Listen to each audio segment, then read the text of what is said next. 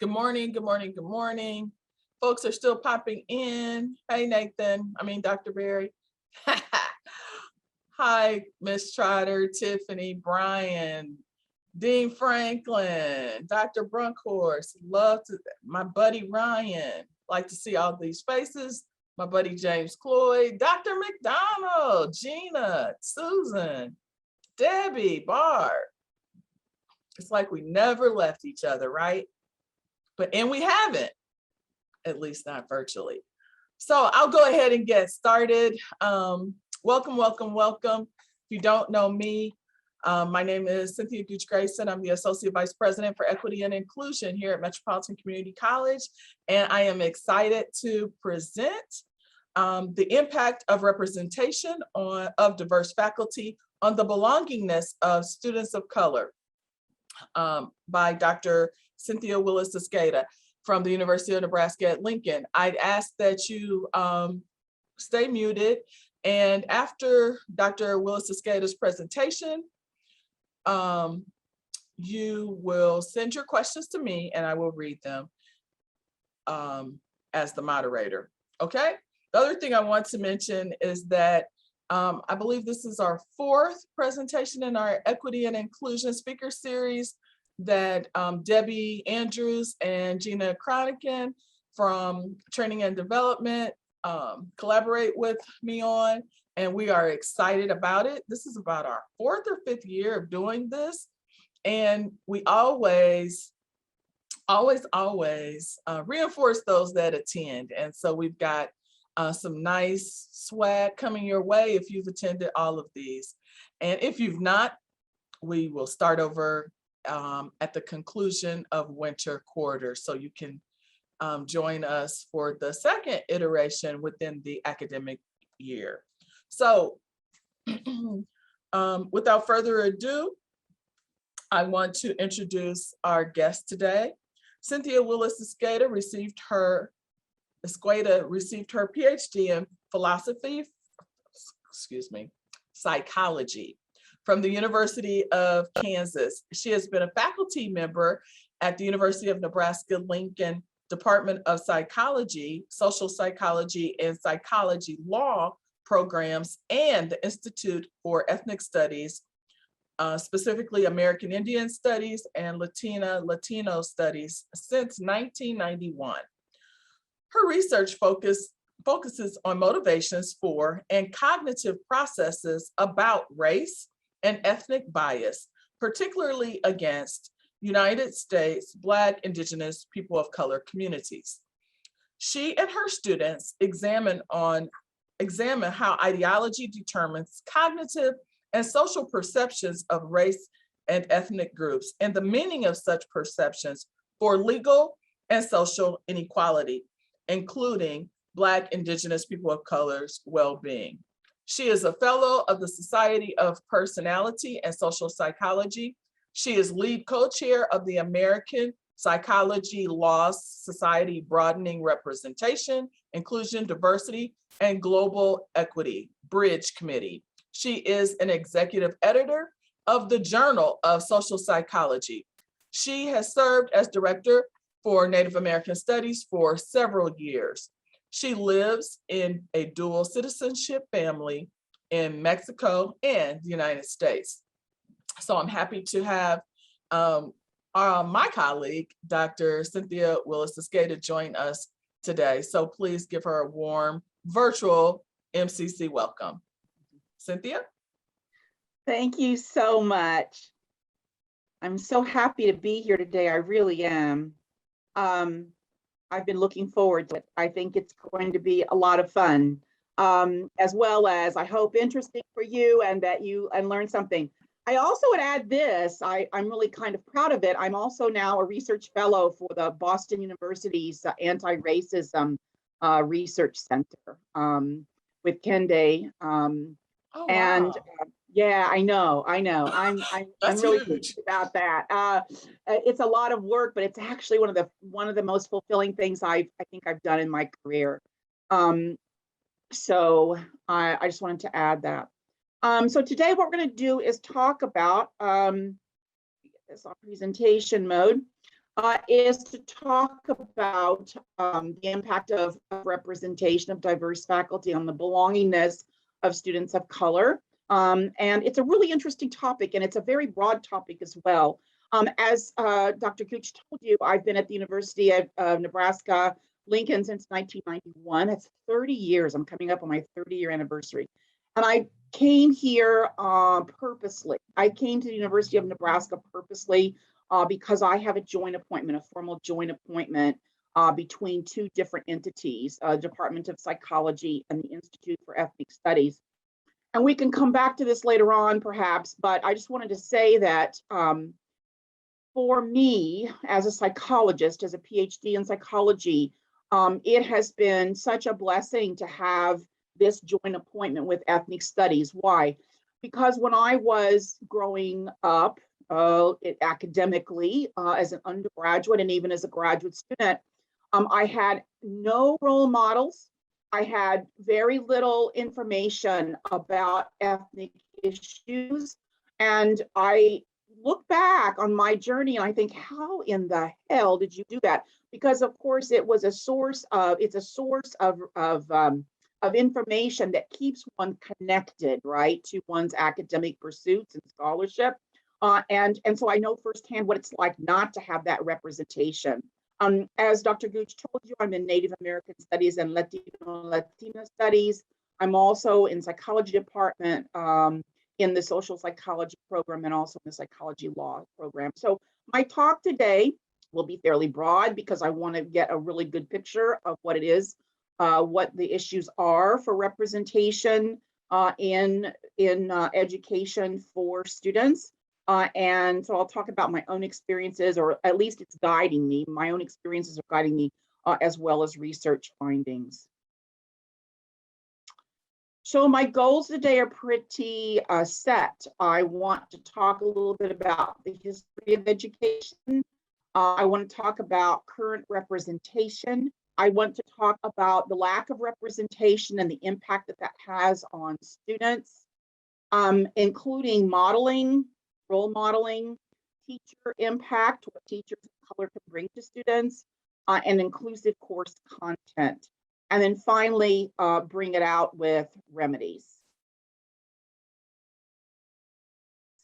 So really the history of education was segregation. And I think it's really important for us to note this because you don't know where you are until you know where you've been. And so it's really important to remember that this entire topic area starts with this issue of segregation, of educational segregation. And it wasn't just for one ethnic group. Every ethnic group was segregated, right? So African-American students were segregated, Asian American students, American Indian students were segregated, even European American students were segregated. Interestingly enough, up in your right-hand corner is a picture of a Mexican-American classroom, Mexican-American students, and their teacher is Lyndon Baines Johnson. That was his first job out of school, out of college, was to be a teacher, and he was placed at an all Mexican-American school, and he learned a lot from that experience, and it served him well, and it was one of the groundbreaking pieces of his thoughts as he signed the civil rights laws that came into being in the 1960s. Educational segregation in the United States has been what prior to Brown versus Topeka Board of Education case, which we'll talk about in a second, was pervasive. Almost half of the United States required segregation, including my own state of Missouri. In fact, Missouri was such a difficult case in Kansas City, Missouri. It was the very last case in the federal courts to address how do we integrate the schools, until the federal courts finally just said, we don't know what to do, and they threw up their hands and dismissed the case. It went on for years and years and years, over 20 years. It was in the courts because they could not figure out how to integrate the schools in Kansas City, Missouri. But you can see from this map that while it was a legal issue in many states in the Southeast, it was also by practice in many states as well. So in Nebraska, for example, it may not have been by law, but certainly by practice that schools were segregated. And very few states actually passed laws that said, no, you can't segregate. So it was either optional or limited, as in Kansas, or it was in practice, as in the yellow states like Nebraska, or it was required by law. So the majority of states had some form of racial segregation of schools. This kind of segregation led to protests, of course, over unequal opportunity. And the protests over educational segregation really got their start after World War II. Why? Because you had so many soldiers coming back, soldiers of color coming back from World War II, who had fought for the country, had died for the country, had sacrificed for the country to come back and not have civil rights, including access to education and integration of schools. So it really got its impetus after World War II, and you see a rise in the number of cases, and you see a rise in the number of protests about racial segregation in schooling. Of course, this produced backlash over attempts to integrate, and these were oftentimes turned violent. We're not talking about, backlash where people say, gee, let's just not do that and write an article in the newspaper. We're talking about full-fledged gang, mobs of people attacking and demonstrating against any type of integration of schools. In fact, in places like University of Alabama or University of Mississippi, they just refused to integrate, even after the Brown decision. And so they had to federalize the state National Guards with threats of coming in and forcibly integrating those schools, and of course the infamous George Wallace at the door, et cetera, are emblematic of this. At University of Missouri, one of the icons of that university are these pillars that are out in front that were actually the building of the first university building, which was burnt to the ground during the Civil War by the Union, because Missouri was, for all practical purposes, part of the Confederacy. And so they built it to the ground, but they still use this as an icon of what the university is about. And they never did achieve complete integration themselves. In fact, as early or as late as 1950, with lawsuits, they decided rather than integrate University of Missouri, they would just build another building at Lincoln University, which was an African-American university, and build another building so that their courses could be offered to Black students at another location rather than to have them on the campus. Interestingly enough, the first cases to integrate schools does not come from the African-American community, it comes from the Mexican-American community. Alvarez versus the Board of Trustees of Lemon Grove School District is the first successful desegregation case. And in this case, what had happened is that the school district was split with 50% Mexican-American and 50% white children. And the white trustees decided that they wanted to segregate the students. So they built a makeshift building out of just wood. So it's kind of like a barn on the other side of the tracks, literally the other side of the tracks, and removed the Mexican-American students from their regular school into this new school. They had used school books. They got the used school desks. They had the older teachers who were nearing retirement. And the regular school had the new textbooks, the new desks, et cetera. And the Mexican-American parents brought suit as having separate and unequal education. And they won in court over this segregation issue. So the question was separate and unequal. Now, also I want to remark that this is California, because California is going to come up several times in my discussion about education today and the issue of representation for children. The next case, again, is a California case, this time for Mendes versus Westminster. And in this case, the question is separate but equal. This is a California case. So it's being filed not as a federal case and in the broad sense, but as a state case.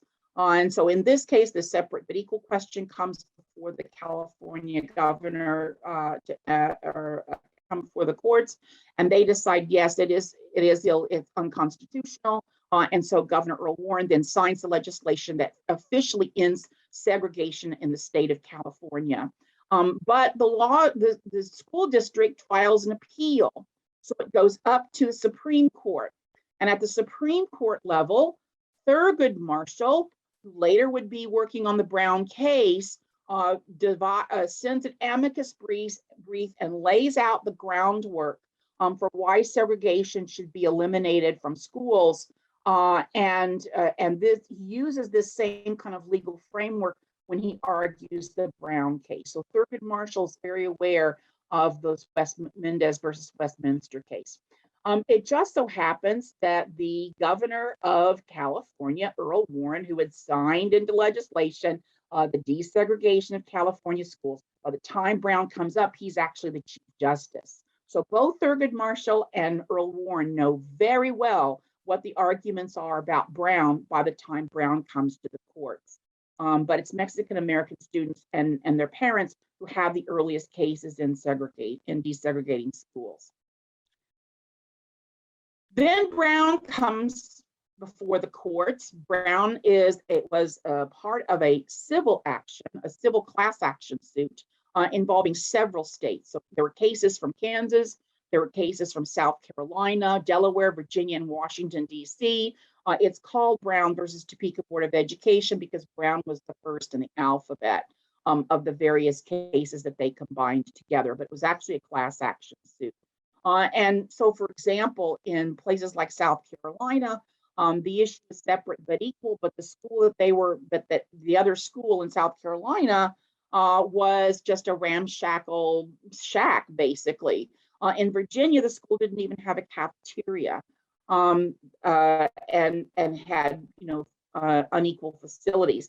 But in this case, it is separate but equal. And the Brown school, the school that Brown went to, Don Brown went to, was actually a fairly good school, but it was separate and equal, and the jurisdiction and the boundaries for where children went to school made no sense at all unless it was by race, right? So Brown prevailed, and we had desegregation of schools at the federal level. Why do I tell you this? I tell you this because these kinds of cases and these kinds of issues sent a very clear message to students. They sent a very clear message to students about what their value was and where they were in terms of educational opportunity and the inclusion of them in the educational process. One of the unintended consequences of the Brown decision was to eliminate a lot of jobs for Black teachers and Black principals, Black administrators in schools. When they shut down and began to integrate and they shut down a lot of African-American schools, those teachers then lost their jobs. And instead of hiring them into the white schools that were maintained, what they often would do is just get rid of them. So they lost a lot of jobs. And the reason that they got rid of them rather than put them in white schools is that they did not want to have Black teachers and Black administrators in charge of all white children. So that was an unintended consequence of the Brown decision that often isn't talked about.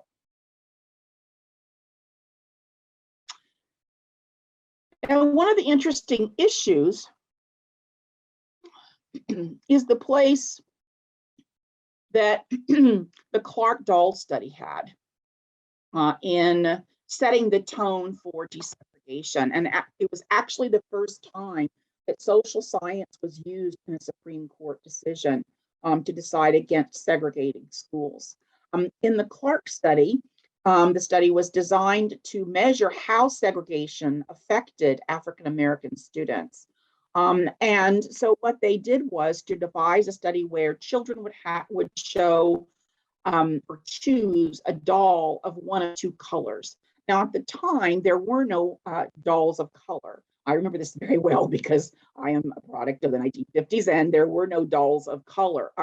So what they had to do was to paint a white doll brown in order to have a brown doll and a white doll.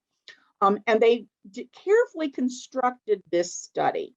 What I mean by that is they tried to take into account other variables that might cause any kind of interference with the outcome. So they made sure, for example, that they had children of varying ages, ages 3, 4, 5, 6, and 7. And they made sure that they had children from both the North and the South who may have had very different notions about skin color and the meaning of skin color in terms of their self-esteem and in terms of who they were. They made sure to have children who were both male and female, and they made sure to measure the skin color actually of the African-American children to make sure that they weren't all one skin color, that skin color might impact the way that they viewed themselves. They actually had people measure skin color with, and then had light, medium, and dark representations amongst those children. They try to account for other variables that would give them or would have created the results that they found in this attempt to measure biases against skin color amongst children. So students clearly knew which race they belonged to. That's the first thing that they had to establish. So the questions that they asked were things like, give me the doll that you like to play with. Give me the doll that you think is the best. The doll that's the nice doll. The doll that looks bad. The doll with the nice color. Dolls that looks like a white child. The doll that looks like a colored child.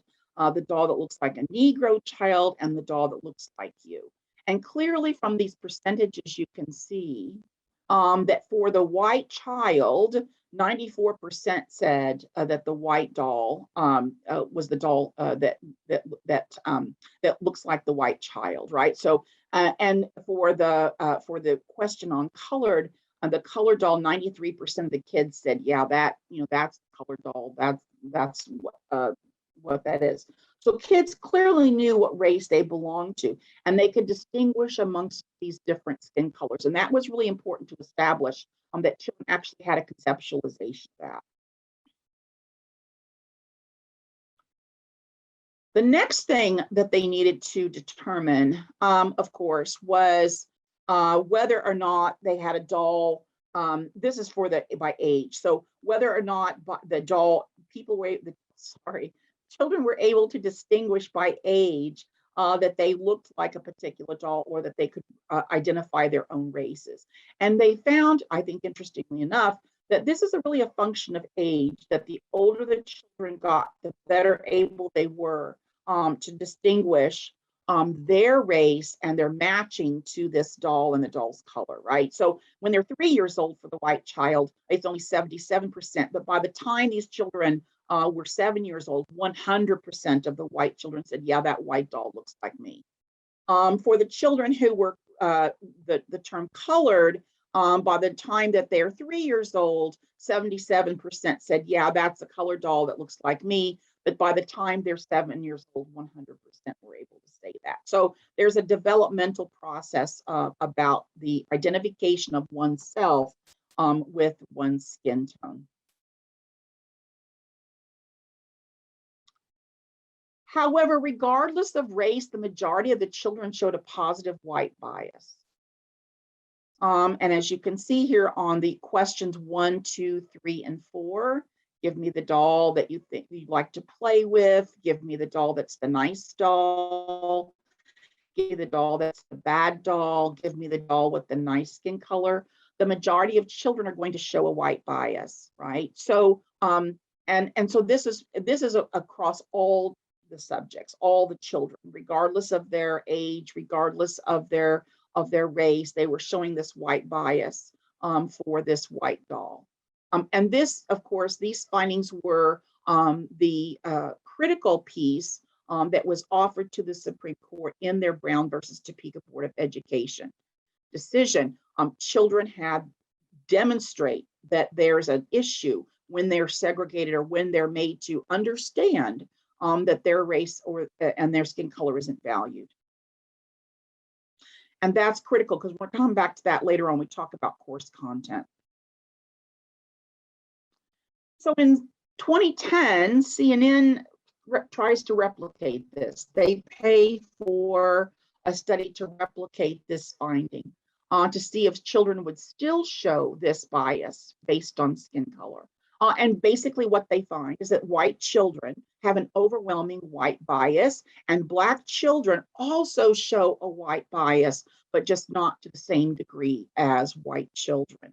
And this is, 60 years after the Brown, after that initial Brown decision, and the Kenneth Clark study. This study was conducted by Margaret Beal Spencer, a psychologist at University of Chicago. She's going to try to recreate or replicate this doll study to the best of her ability. But what she does is designs a pilot study, and not only replicates it, she tries to modernize it. She had 133 children that had to meet very specific economic and demographic criteria.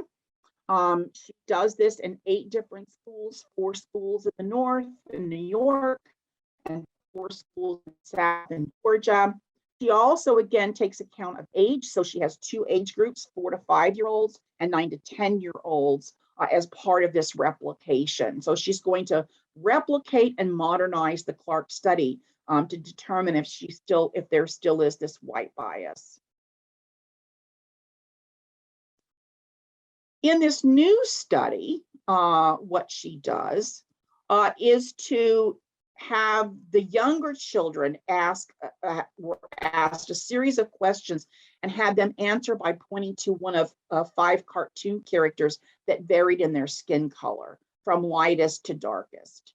So she asked them the same kinds of questions as in the Clark study: who's the nice doll, who's the bad doll, who's the doll you'd like to play with, or the character you'd like to play with in this case. She asked them those same questions, but then they just point to one of 5 different characters. For the older children, she asked those questions, but this time she uses a color bar chart so that they don't feel like, this is just too simplistic and wouldn't take it seriously. She actually uses a color bar chart for them to point to various skin colors.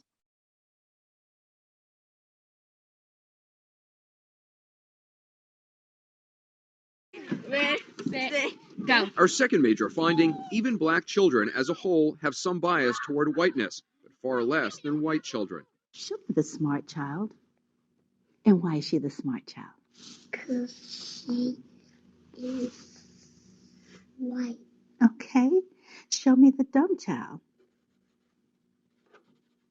And why is she the dumb child? Because she plays. Well, show me the ugly child. And why is she the ugly child? Because she plays. Show me the good-looking child. And why is she the good-looking child? Because she likes skating. And show me the skin color you believe most teachers think looks bad on a girl. I don't think they think it matters. Because I think each teacher wants to help a student learn either way what they look like. And Yeah. it doesn't matter what you look like on the outside, it just matters what you look like on the inside. Show me the good-looking child. They look the same. Yeah? Show me the child you would like as a classmate. All of them. You like all of them as classmates? Why do you say all of them? Because I don't really care what color they have. This 5-year-old girl gave some provocative answers during her test. I asked her about them later. How about you? Why do you want that skin color? Because it looks lighter than this kind, because this looks a lot like that one. Mm-hmm. Yep. And I just don't like the way brown looks, because the way brown looks really nasty for some reason, but I don't know what reason. That's all. So you think it looks nasty? Well, not really, but sometimes. Sometimes. And Brielle, they asked what color adults don't like. Do you remember what you said? Which one? That's right. That's what you said. Why do you think adults don't like that color? Dark. Dark. And adults, you think adults don't like dark? Well, maybe some adults do, but maybe some of them don't. The questions that got overwhelmingly white biased answers? Show me the one you think most children would think looks bad on a boy. More than 70% of the older Black children chose the darkest skin tones. Show me the child who has the skin color most children don't like. More than 61% of the younger Black children chose the two darkest shades. Show me the ugly child. More than 57% of the younger Black kids chose the two darkest shades. Dr. Spencer says the research shows the bias toward white is still very much part of our culture. All kids are exposed to these stereotypes, but what's really significant here is that white children are learning or maintaining those stereotypes much more strongly than the African-American children. And that is our third finding, the finding that interested Dr. Spencer the most, that overall younger and older children keep the same patterns, stereotyping. In other words, their ideas change little from age 5 to 10. Ordinarily, by the time children are older, there's this sort of a natural filter, their own ways of thinking sort of aids them in sort of rethinking the extreme stereotypic sort of responses to become less highly biased. That left Professor Spencer wondering what's causing this pattern.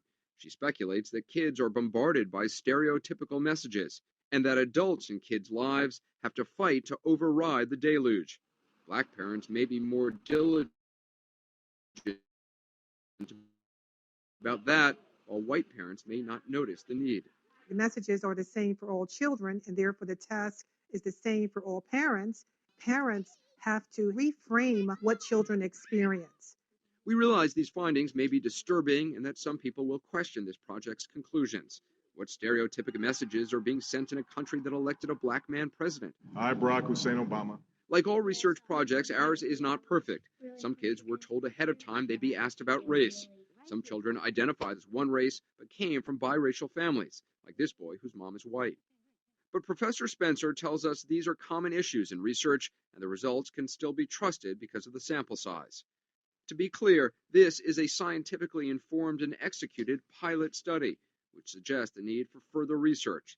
The results point to major trends, but are not the definitive word on children and race.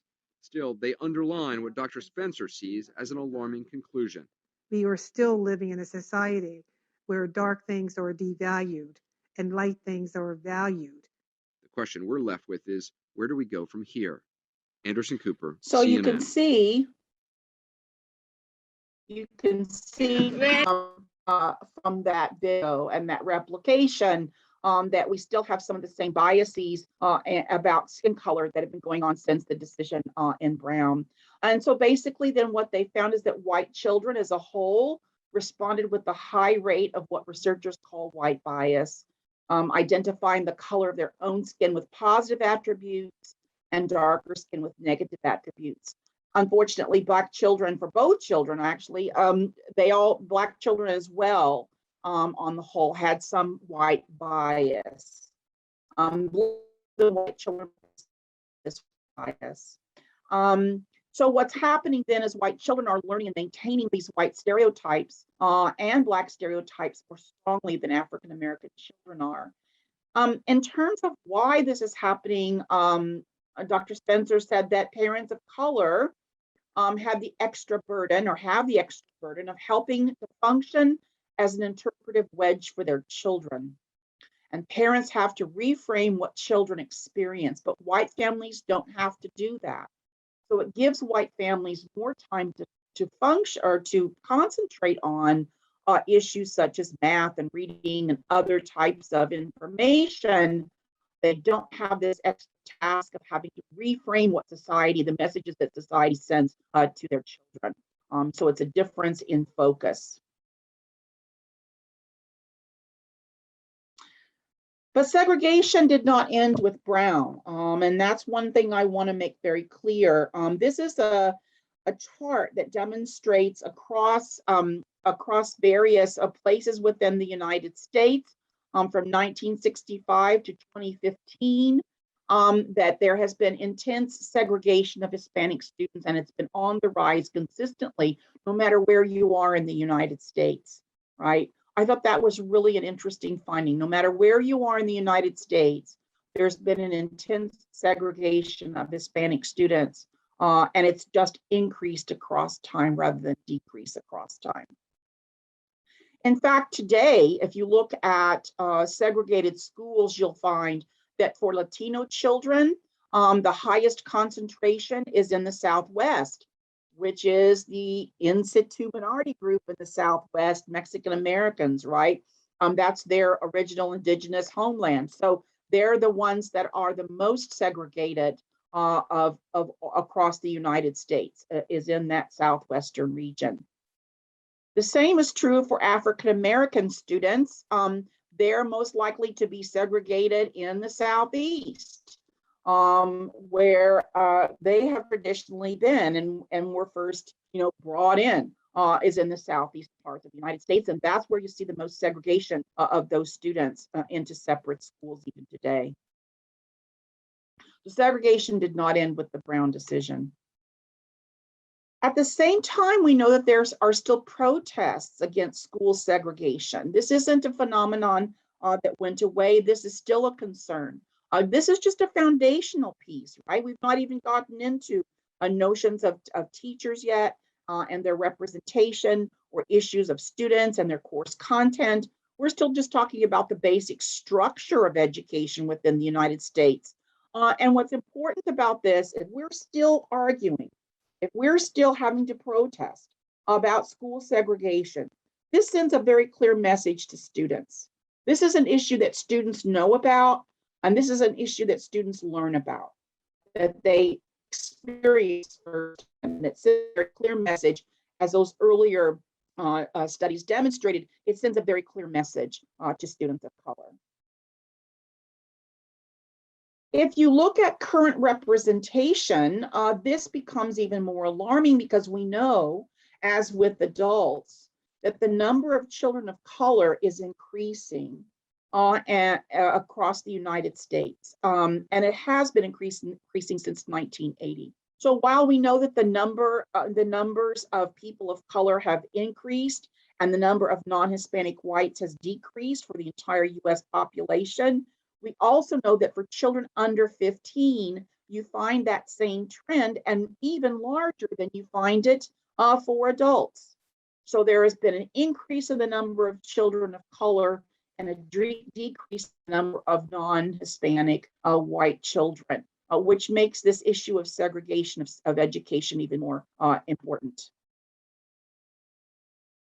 Not only has there been an increase in the number of children of color and a decrease in the number of non-Hispanic white children, we know that this is true across the United States. So from fall of 2000 through fall of 2015, if you go across the United States, whether it's the West or the South, Midwest, Northeast, you're going to see this very same trend with an increase in the number of children of color and a decrease in the number of non-Hispanic white children. So this isn't just an isolated incident. This isn't pushed by just a few extreme states. This isn't pushed by just specific regions of the country. This is a national trend. The number of children of color are increasing, and the numbers of non-white Hispanic children are decreasing. We also know that 40% of public schools across our country do not have a single teacher of color on their staff. In our public schools, 20% of teachers are teachers of color, just 20% of teachers are teachers of color, and 60% of the students in public schools are students of color, right? So there's a disparity in the amount and the numbers of teachers of color versus the children of color, making representation an issue. 84% of students in traditional teacher preparation programs are white. And of those who get their degrees, of the candidates to pass licensure to teach, 75% are white, 57% are Latino, and 38% are Black. So again, there are disparities not just in representation, but for those who are gaining the teaching certificates and those who are gaining licensure to actually be a teacher. So there's disparities even at that level.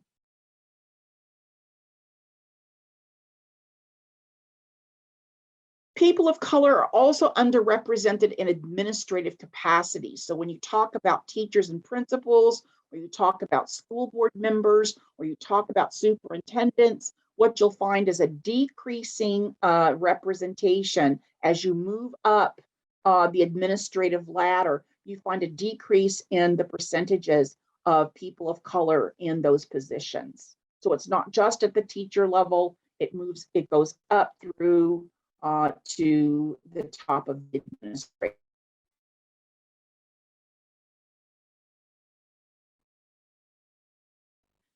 Again, California looms large. California is a minority majority state with 59% of its population being people of color. And so the majority of California community college faculty leaders and administrators are non-Hispanic whites, even though it is a minority majority state with 59% being people of color. If you look at the community colleges in the state of California, you'll see this disparity in the numbers, a vast disparity in the numbers of leaders, faculty leaders, and administrators who are people of color. They're mostly non-Hispanic white. So for example, in academic senate for community colleges, California community colleges, 73% are white. In the office of the chancellor by race, 69% are white. In the board of governors, 77% are white, etc. So there's this huge disparity, even in California, which had the first desegregation case, all right? And now even at the community college level, there's still these great disparities.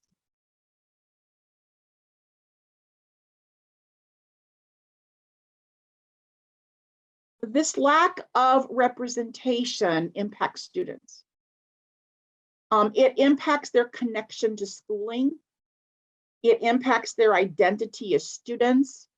It impacts their social and intellectual environment. So I want to talk about 3 different areas where this is most relevant. One is in role modeling, teachers of color and their contribution, and student issues without having diversity in terms of faculty representation. So modeling, as you probably well know, is the imitation of behavior. Famous quote by James Baldwin: children have never been very good at listening to their elders, but they have never failed to imitate them. Right? So modeling is this ability to look at another person and imitate those behaviors and not just imitate them at the time, but to actually cognitively have a representation of those behaviors so that you can pull those behaviors out at a later time so that they're within your behavioral repertoire. You're able to use those behaviors at a later time when the social context calls for it. So much of what we learn about what we want to do in life or how we want to be in life and how we envision who we want to be comes from this issue of modeling, where you learn the behaviors and the attitudes and the values and the lifestyle that go along with fulfilling a particular role. So modeling is of importance in education because you begin to see what is required to be in education and what the educational system is composed of, what it exists from. So Jose Vilson has written about this issue. He's had a book that's really been well received on this issue of teachers of color and representation in schools. And so these are some of the issues. Number one, the lack of representation of Black and Latino people, especially males as teachers. That's a major issue. While we've seen an increase in the number of female teachers of color, we still have a lack of representation of Black and Latino males as teachers. Effective and sometimes ineffective teachers often leave the classroom, teachers of color, I mean, leave the classroom in favor of other kinds of occupations, right? Further diminishing the numbers of male teachers of color that are in the classroom. He uses this notion of males of color in the classroom because that kind of role model for both male and female students is so critical, in addition to just having female role models. Wilson argues that to truly transform our education system and recruit and retain teachers of color, we've got to push multiple levers. It cannot just be one lever. It cannot be just about desegregating. It can't just be about having children participate in diversity classes. It has to be more than that. And one very important lever, as number 4, is ensuring the cultural competence of all educators. All educators need to have cultural competence, not just teachers, not just to rely on teachers of color to carry the burden to have cultural competence, but that all teachers should have cultural competence. In 2014, 11 different civil rights groups, like the NAACP and the Mexican-American Legal and Defense and Education Fund, came together to lay out reforms that they believe will narrow the achievement gaps for children of color and for all students and push education in America into the 21st century. And one of the most important principles that they outlined was a need for what they called professional competence. But this professional competence also included cultural competence as part of being professional. Cultural competence is key as part of professional competence. Teachers do not just teach subject matter, they connect and teach the students that are in front of them.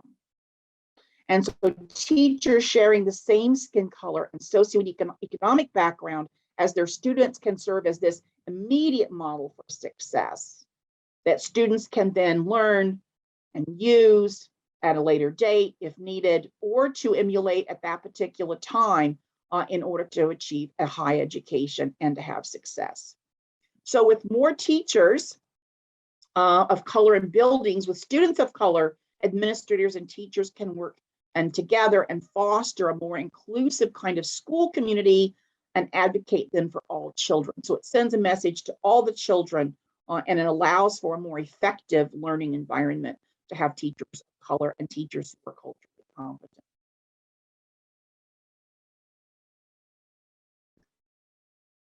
So what are teachers of color and their contributions like? Villegas and Irvine identified really 3 empirically based, these are empirically based arguments for the benefits of teachers of color and what they bring to schooling. First of all, they serve as role models to all students. Heard that before, right?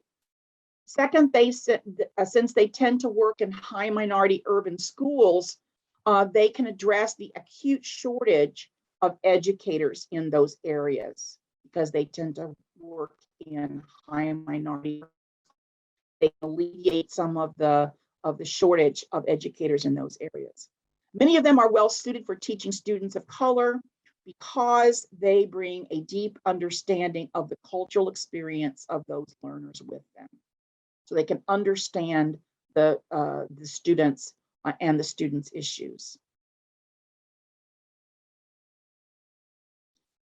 According to academic literature, teachers of color, number 1, tend to have higher expectations of students of color. And one of the things that research has demonstrated is that that teachers on the whole, and particularly teachers who are not teachers of color, tend to have lower expectations for students of color. So teachers of color tend to have higher expectations for students of color. They're more likely to utilize culturally relevant pedagogies. And finally, they're able to serve as cultural brokers with communities. Having parental involvement and community involvement in public school systems is critical. And teachers of color can serve as these cultural brokers to gain parent participation and also community participation in that process. That too sends a message loud and clear on students that they need to have, that their parents are in favor of schools, that their parents are engaged in schooling, that the community supports that schooling, and teachers of color can work as cultural brokers to make that happen. Additionally, teachers of color are more likely to engage in racial discourse in classrooms compared to non-teachers of color. And then also inequality when they see it. Right? So at times it may be that that white teachers just don't see the racial inequality, whereas teachers of color would be more likely to have that on their radar. So we're going to engage in more racial discourse, and they're going to challenge racial inequality, both in the classroom and maybe even in the school system itself. It's not guaranteed that every racial minority teacher will be effective with students of color. That's not the point. But it has been shown that teachers of color play a role in remedying racial disparities in achievement, and that is critical, right? Teachers of color play a role in remedying racial disparities in achievement.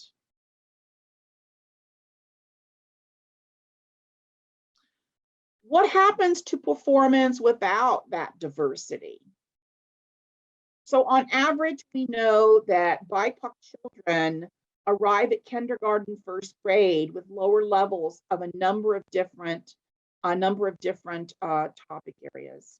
Their oral language, their pre-reading, their pre-math skills, as well as lesser general knowledge compared to their white or Asian American counterparts. We know that that is true. BIPOC children also tend to are reported more to display behaviors that are not conducive to a school's learning environment. So we began to wonder as researchers, where does this occur? And they've examined the discrimination by teachers and administrators. In other words, do teachers bring their own biases and stereotypes with them when they begin to assess students' skill levels, when they begin to assess students' behaviors? We can talk about that more later on if you'd like. But what they know is that these issues with curricular track placement begin very, very early, and they disadvantage students of color. So not having diverse teachers and administrators is disadvantageous to students, because we know in those places without diversity, children of color are placed on these curricular tracks that lead to a lowered performance, right? Either as learning disabled or whatever, but they're placed on these curricular tracks that are not conducive to their advancement. Teachers hold lower expectations and are less encouraging to minority students. We know this is true as well. So having diverse teachers can eliminate some of these racial disparities in achievement for students of color.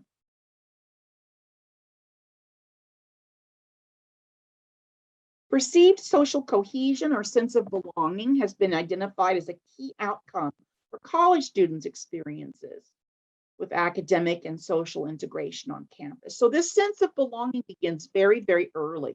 It's not just in college, although the most research has been done with college students and their sense of belonging as they transition from public schooling into an academic environment that's a little bit different. But this sense of belonging is as relevant for children in K through 12 actually as it is for people who are in university and college. For example, Latino students who interact with peers around academic course-related issues outside of class have an increased sense of belonging. This is one of the reasons why community learning groups or the learning communities have been utilized in campuses across the United States, where a group of students meet in their freshman year, and then they take courses together, they study together, they may live in the same dorm, but there's an interaction there that occurs with peers around academic course-related information that occurs both in class and outside of class, and it fosters a sense of belonging and connectedness to the institution itself. Positive race-related interactions and experiences lead to a greater sense of belonging on campus. Positive race-related interactions and experiences will lead to this greater sense of belonging. I belong here, I fit here, it's a positive feeling, and I have positive events and memories of race-related interactions and experiences on campus. This finding also is true for all ethnic groups. So African Americans, Asian Americans, Latinos, Native Americans too, by the way. This has all been demonstrated that this sense of belonging is so critical, and that the sense of belonging is fostered when you have interactions with peers and when you have positive events and interactions on campus with other students of color as well as white students. Classroom content has become a significant issue, and that classroom content is part of this positive experience that fosters this sense of belonging. To learn information about one's ethnic group or other ethnic groups as part of the social fabric of the United States is critical towards this sense of belonging. But there's been a backlash against inclusive classroom content. Most recently, it's centered on this notion of critical race theory. This map that I'm showing you is a little bit outdated because Nebraska was able to fend off a passing of a bill that would block affirmative or would block any kind of ban on critical race theory teaching. We can talk more about critical race later on if you want. My Ethnic Studies Institute that I belong to, as well as the psychology department, were very active in meeting with legislators and meeting with the chancellor to advocate against the elimination of teaching of critical race theory in the classroom. But we can talk more later on if you'd like about what critical race theory is, because most people have no idea what that actually is. But my point is that there's been this backlash against inclusive classroom content that fosters a sense of belonging and connectedness with students of color. For example, in Arizona in 2010, they passed a bill, Bill 2281, to just ban Mexican American studies courses in K through 12 completely for the whole state. By 2017, the ban was ruled unconstitutional, and they determined in the courts that it was motivated by racism. Within Tucson, and was used as kind of a case study of the benefits of having Mexican American studies, the Mexican American studies courses in K through 12 provide students with a number of different benefits: social support, student support, curriculum content, teacher professional development, and parent and community involvement as well. So those Mexican American studies courses in K through 12 and university, although they didn't touch, this bill didn't touch university, were able to build the kind of connectedness that students need to do well in school. It built the kind of connectedness that students needed to do well in school. These programs help then Latinx students graduate, pursue higher education, and score higher on test scores. In one of the studies that was done to show the effectiveness of this by the National Education Association, what Sleater found was that 100% of those students enrolled in Tucson, enrolled in Mexican American Studies classes at Tucson High School, were graduating, and 85% were going on to college. Numbers speak for themselves, right? Numbers speak for themselves. What was interesting about this case was that, for me, was that they didn't touch African American Studies classes at K through 12, only Mexican American Studies classes K through 12. Why would that be? It's because Mexican Americans are the minority group in Arizona, right? And in fact, in Tucson, there's such a high percentage of Mexican Americans, which makes this even more critical that they have Mexican American studies to foment this connectedness to education. Right now, and you probably read about this. This just happened last month, Texas, and it's been going on. But it's you see recurrences of this quite frequently now in Texas.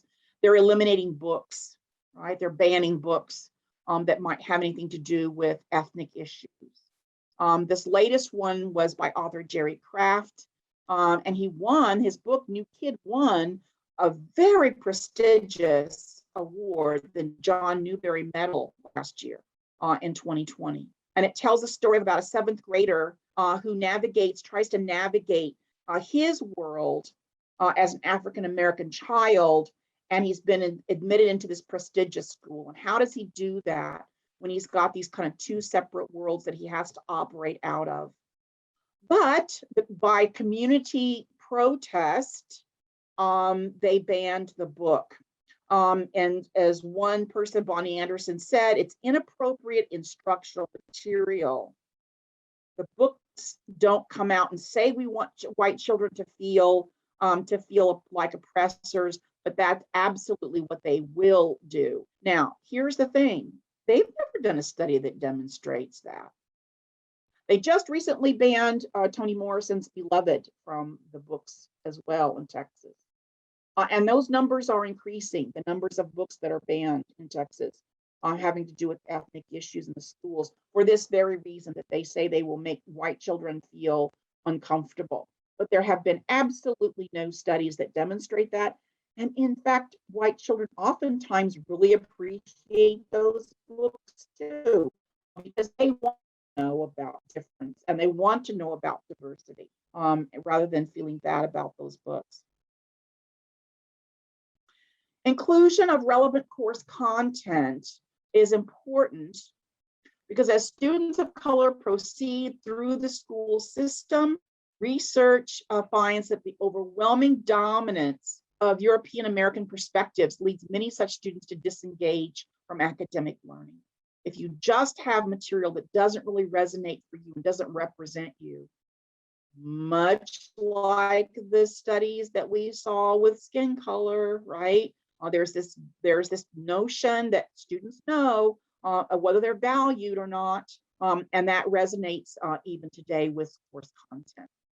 Ethnic studies curricula exist in part because of students of color have demanded an education that's relevant, that's meaningful, and that affirms who they are.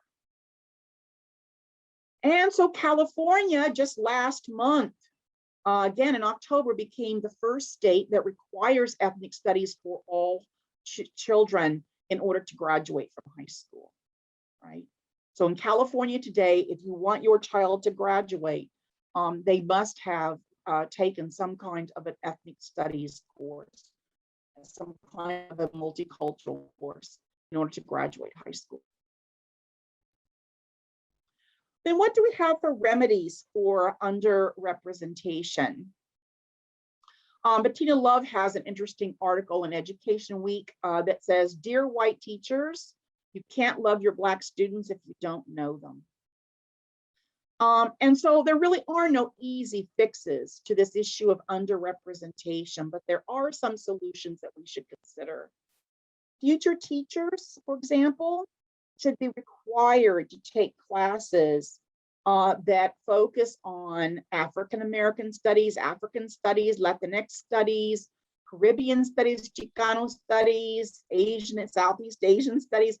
Some type of multicultural class should be taken by future teachers. It's really critical as part of this ability to have inclusive information in the classroom that connects students of color with education and their own experience. There's a growing interest in ethnic perspectives. Again, by 2055, we in the United States, there will be no racial ethnic majority group. The Census Bureau does these kinds of estimations or projections of what our population will look like. And so far they've been, because I've been monitoring this for a long time, they are right on target. When they say 10 years out, it's going to look like this, it looks like that in 10 years out. So by 2055, unless there should be some kind of overwhelming event, By 2055, the US will no longer have a racial or ethnic majority group. And already we know that there are places within the United States where minorities have become the majority. In the state of California, just in general, there is no majority ethnic group, but other places across the United States have also transitioned just in the last decade between 2000 and 2013.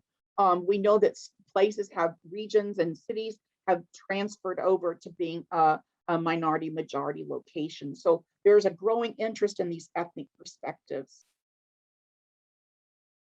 This issue is really one of importance because the inclusion of more faculty of color in K through 12 and universities and colleges makes it even more critical that we accomplish this with this changing demographic. So the inclusion of more faculty of color is an issue of importance given this change in our demographic.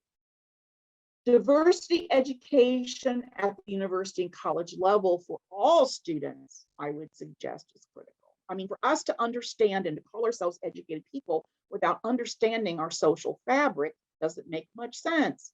So diversity education at the college and university level for all students is imperative because those are our future leaders, but they're also our future teachers. Preparation of teachers needs to be done to deal with this changing demographic. So the demographic is going to change. I guess our goal in education is to determine if we want our teachers to be the best prepared they can possibly be.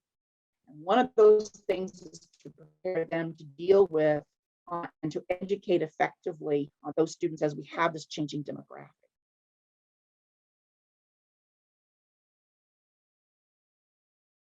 Ethnic studies courses, of course, I have to put in a plug for ethnic studies since that's what I do, has been around for a long time, since 1968. Again, California led the way with having the first ethnic studies programs. And it comes about because students demand diverse courses, professors of color, diverse programming. And since that time, there's been a proliferation in the numbers of ethnic studies programs across the United States. There are now over 700 of those, and they're more likely to be found in public schools rather than private schools. But there's been a proliferation of these ethnic studies programs, in part because we recognize the importance of understanding the human experience within the United States. Ronald Takaki is considered the father of ethnic studies. If you've not ever read his book, A Different Mirror, A Multicultural History of America, you should do so. It's an easy read and it's terribly interesting. And it will give you a really good introduction into this issue of looking at ethnic groups in new ways as part of who we are in the United States. One of the things that hiring faculty of color and having administrators of color does is it makes it very apparent that our old theories and principles just are not universal. The things that we thought are solid pedagogy, what we consider to be the correct way of teaching gets questioned and gets modified with the inclusion of diversity in our faculty and in our administrators. The old theories and principles just are not universal for everyone. BIPOC investigators have changed the questions that we ask. They've also changed the theories that we use because of this diverse way of thinking. And we also know that different psychological histories produce different perspectives. So with the inclusion of diversity of faculty and administrators, we get these differences in perspectives that we maybe would not have thought of before. The issues are maybe different issues or maybe different approaches to education that we would not have thought of before. To improve outcomes for underrepresented students, institutions should do this. They need to make a priority of student involvement and sense of belonging and diversity from the very top of the administration. Presidents, provosts, and deans need to make diversity and need to make this issue a top priority. It has to be a top priority. It's got to come from the top first. Second, the decisions that institutions make on a day-to-day basis and the priority of student success is a significant factor in the outcomes that students have. So it can't just be a one-day event. It can't just be one talk. It can't just be one cultural festival. This has to be a day-to-day basis priority for making student success the most important thing. And that includes students of color, has to be on the agenda every single day. Number three, success is not simply just a byproduct of the students that you enroll. It's not the student's issue. It's the educator's issue. It's the institution's issue. It's not just simply a byproduct of the students that you enroll. Now, campus leaders will blame student readiness rather than their own lack of effort and inclusiveness, right? Well, these students just aren't as prepared. That's why they're not having success. When in truth, it may not be that at all. It may be their own lack of effort and inclusiveness that's driving these students away and not giving them the sense of belonging and inclusiveness that they need to feel connected to the institution itself and to education itself. So it has to come from the top. It has to be a day-to-day engagement. It cannot be just a byproduct of the students' readiness. You have to have administrators and educators look at their own lack of effort and their own inclusion activities. So that's what I have. Thank you very much for listening and being so kind and patient. And I'll be happy to take questions. Thank you, Dr. Willis-Esqueda. As I mentioned to the group previously, please send any questions that you have to me, and I will pose them to her, and I have one already. In spite of the numerous policies and laws like the Fair Housing Acts of 1968, segregation is still very much prevalent in 2021, especially in education and housing. For those of us who share this lived experience, we have long known this to be true. However, with the COVID-19 pandemic, it clearly displayed disparities in these communities. Schools and districts around the nation scrambled to play catch up with just the bare necessities for our nation's children, yet many have still failed to hit the mark. Do you feel a complete education reform would be the most effective remedy?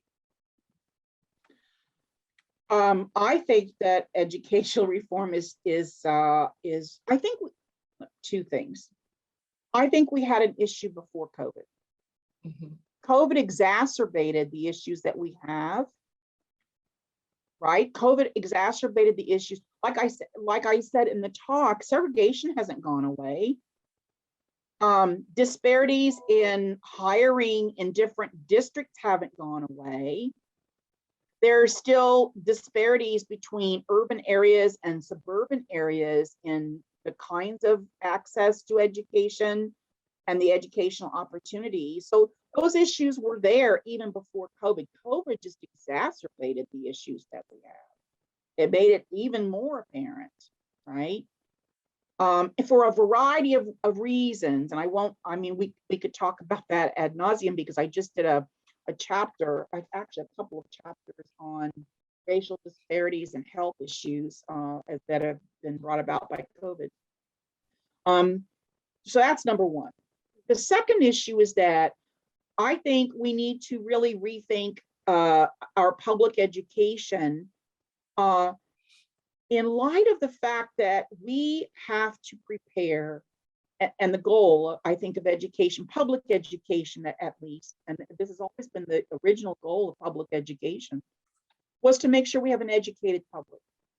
That's what public education is all about, right? If we have a democracy, we have to have an educated public. That was the whole point of development after the 1700s of the public education notion. How do you do that most effectively? Well, it's not by disengaging what will be half of the population of students. That's not going to be effective.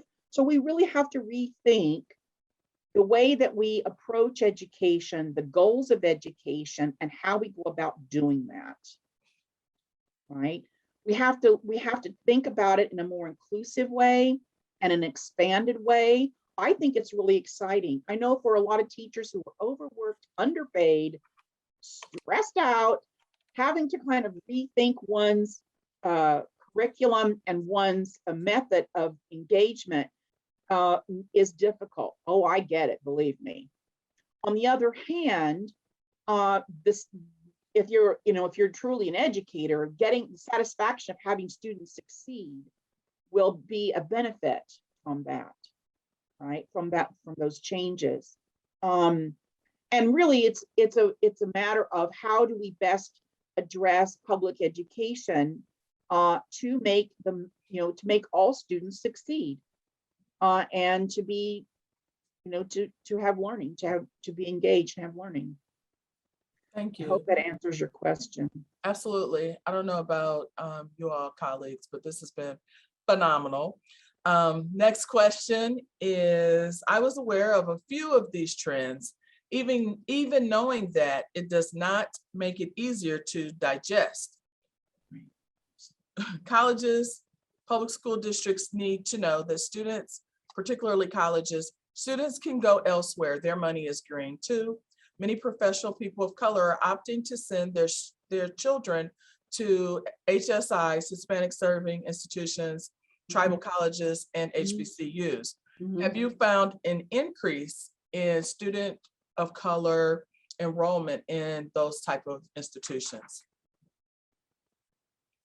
No, actually. There's actually been, HBCUs are hurting for money, right? As are, and tribal colleges are totally different. Let's take that off the shelf because that's a totally different issue. Those are funded by the nations themselves, by the federal government. So those are really a different kind of issue compared to HBCUs and which are usually often private institutions, right? Not always, right? Not always are they private, but they're also private as well as some public. But and then the traditional Hispanic serving institutions are mostly public. So there's a kind of a hodgepodge here of issues and funding. So I know that HBCUs are under a lot of stress right now for lack of funding, and that's not the truth as true if you have public institutions that are funded by government money.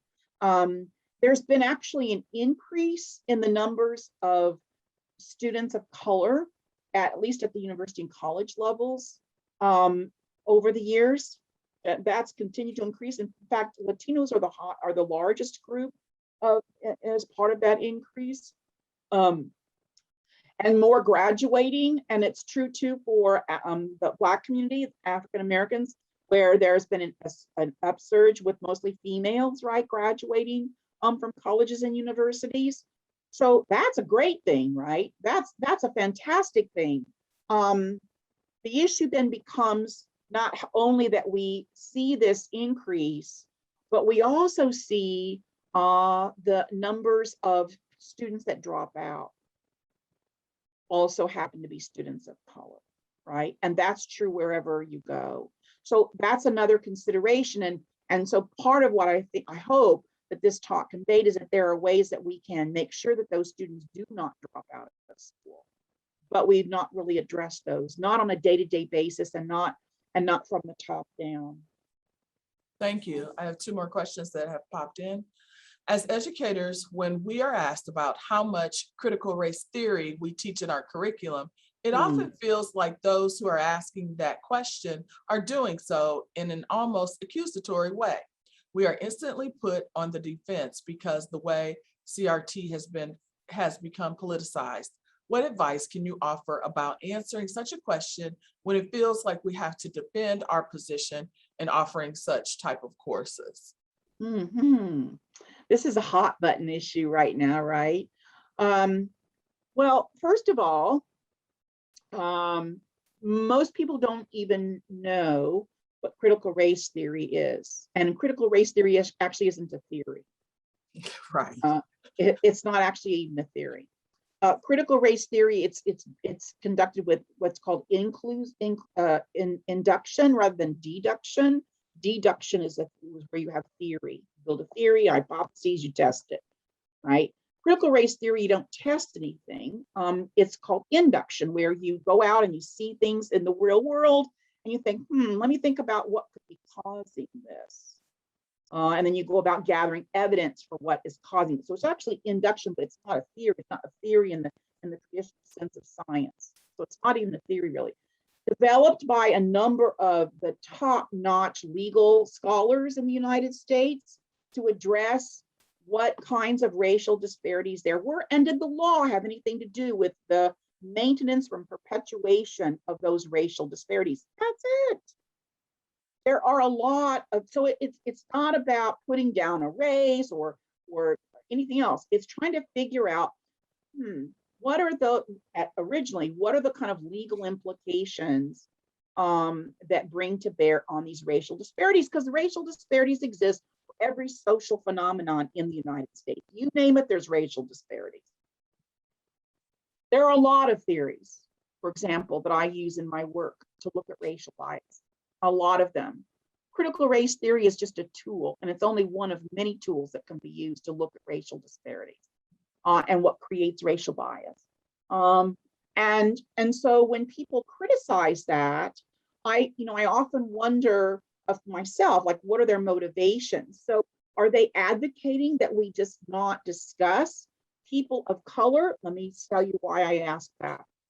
Because there have been times in our history when the Irish were not considered to be white. Right. There were times in our history when Italians weren't considered to be white.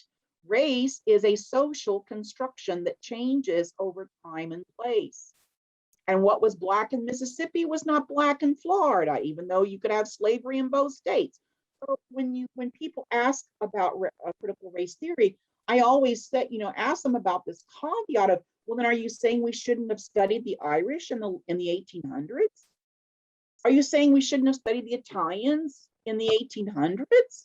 Because they weren't considered to be white either. You have to think about those kinds of issues in terms of disparities and in terms of what makes up our social fabric in the United States. And it just isn't one perspective, it's multiple perspectives. And that's what those kinds of comparative processes do. I hope that answers your question. Yes, yeah. Thank you. I could have done a whole talk just on that. I was just thinking we probably need to have you come back. What are one or two things that can be done immediately in the classroom or by administration to address any of these challenges? Some low-hanging fruit. I don't really like that analogy. Some, quick wins. How about that? One of the things I would suggest, and it varies by where you're talking about in terms of an education, right? So kindergartners versus college students may be very different, but in some respects, they're not so very different. Again, this sense of belonging and this sense of inclusiveness, I think, is one of the most critical issues that we face for students of color. And so one issue is just trying to increase parental involvement, whether it's just even visiting. And I know how difficult that can be for some parents who may be working maybe more than one job. But having a parent come and visit the classroom for children is a signal that I'm getting support not only inside the school, but outside the school as well for my education, right? It doesn't have to be in terms of any kind of a financial contribution. It doesn't even have to be about economics. It can be about simply acknowledging the importance of education. So that's one issue that I think is important. The other one, regardless of what the backlash is saying right now about course content, is that it's really important, I think, to make students feel that their perspective and that that people who look like them are included in this knowledge base. It sends a clear message when you're excluded. Mm-hmm. And we've known this since the Clark study, right? When you're excluded, it sends a message, even when it's something as simple as being segregated into different schools and forcibly, it sends this message. And you can see what the results are because they can still demonstrate it with replications. And my research alone would attest to that, right? To attest to these biases still being present. both at the implicit and explicit level. So I think that it's critical we make sure we include a diverse curriculum and try and have as much community and parental involvement as possible. Thank you. I do not have any further questions. So once again, I would like to thank you very, very much for your contributions today. To the staff and faculty, thank you. Let's give Dr. Willis-Esqueda another warm round of applause. Thank you so much. I want to share with you the next speaker will be December 3rd from noon until 1:30 as well. And the topic is not similar, but connected. Equity-mindedness in classroom instruction. So Dr. Willis-Esqueda kind of laid the groundwork for our next speaker.